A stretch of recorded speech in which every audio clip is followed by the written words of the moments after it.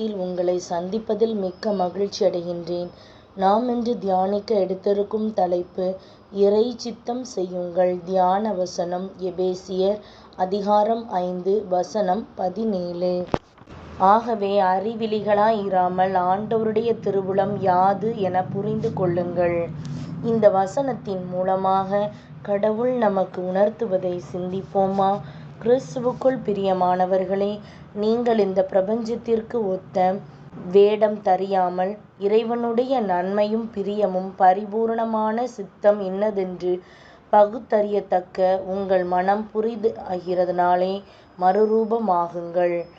இறை சித்தத்தை அறிந்து அதன்படி செய்யும்போது அது ஞானத்தையும் செழிப்பான வாழ்வையும் சமாதானத்தையும் அன்பையும் சந்தோஷத்தையும் கொடுக்கின்றது. விவிலியத்தில் பழைய ஏற்பாடு புத்தகத்தில் யோனாவை குறித்து நாம் வாசிக்கின்றோம். யோனா இறை மனிதரும் தீர்க்கதரிசியும் ஆவார்.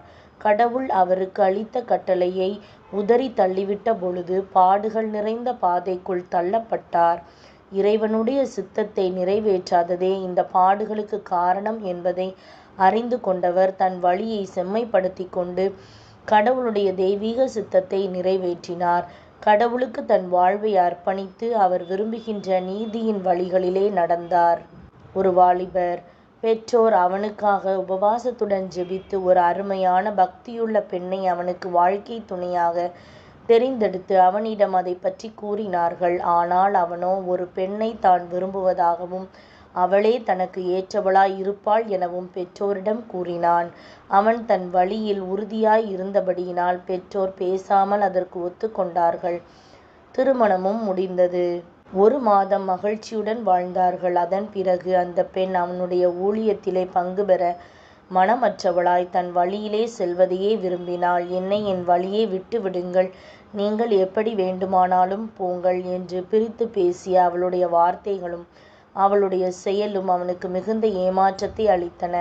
அது மட்டுமன்றி அவனிடமிருந்து விடுதலையும் வாங்கி கொண்டு தான் விரும்பிய வேறு மனிதனை திருமணமும் செய்து கொண்டாள். இது நிமித்தம் அவனுடைய வாழ்க்கை மிகுந்த துக்கத்தோடே காணப்பட்டது. அவன் தன் தவறை உணர்ந்து ஆண்டவரிடம் மன்னிப்பு கேட்டான். பின்பு அவன் கர்த்தருக்குள் சந்தோஷமாய் வாழவும் இறைவன் அவன் பாதையை செம்மைப்படுத்தினார். இன்று உங்கள் முடிவுகள் அனைத்தும் இறைவனுடைய விருப்பத்திற்கு ஏற்ப உள்ளதா என்பதை சோதித்து பாருங்கள். நீங்கள் மதியற்றவர்களாய் இராமல் கடவுளுடைய சித்தம் இன்னதென்று உணர்ந்து கொள்ளுங்கள் என்று விவிலியம் உங்களை எச்சரிக்கின்றது. கடவுளையே சார்ந்து கொள்ளுங்கள். நல்ல மனிதருடைய நடைகள் கடவுளால் உறுதிப்படும். அவருடைய வழியின் மேல் அவர் பிரியமாயிருக்கின்றார். ஆகவே உங்கள் வழிகள் இறைவனுக்கு பிரியமாயிருக்கும்படி உங்கள் இருதயத்தை அவர் சித்தத்தால் நிரப்புங்கள். உங்கள் தேவைகள் அனைத்தையும் அவரே பூர்த்தி செய்வார். எல்லாவற்றை பார்க்கிலும் விழிப்புடன் ஜெபத்திலே தரித்திருங்கள்.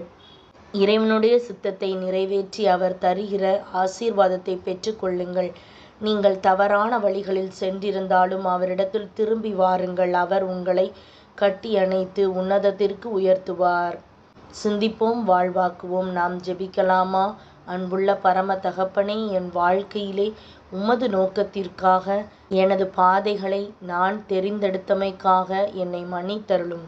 உமக்கு பிரியமான நியாயமான வழிகளை பின்பற்றவும் உமக்கு சித்தமான மகிழ்ச்சியான வாழ்க்கையை வாழவும் எனக்கு கிருபை அருளும். எப்பொழுதும் உமது விருப்பத்தை நிறைவேற்றவும் உமக்கு முதலிடம் கொடுக்கவும் எனக்கு உதவும்.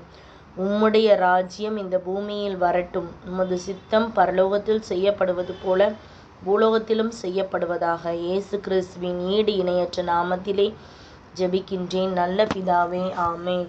இந்த நாள் இறைவனுடைய சித்தத்தின்படி நடக்க முயல்வோமாக. Praise the Lord.